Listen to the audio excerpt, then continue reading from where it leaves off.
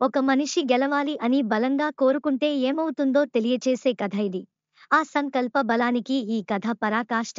బలంగా ఏ పనినైనా చెయ్యాలి అనుకుంటే అది ఖచ్చితంగా అవుతుంది. దానిని ఆపడం ఎవ్వరి వల్ల కాదు.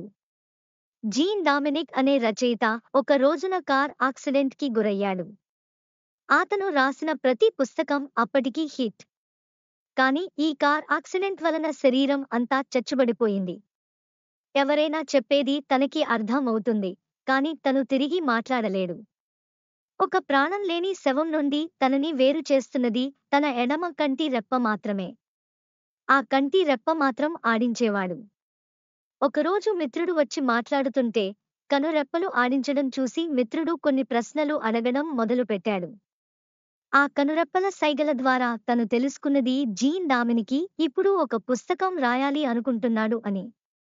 అలా తన మిత్రుడు ఏ నుండి జెడ్ వరకు చదవడం, ఏ అక్షరం దగ్గర కనురెప్ప ఆడిస్తే దానిని నోట్ చేయడం, ఇలా సుమారు 30 లక్షల కనురెప్పల కదలికతో రాసిన పుస్తకం the diving bell and butter fly.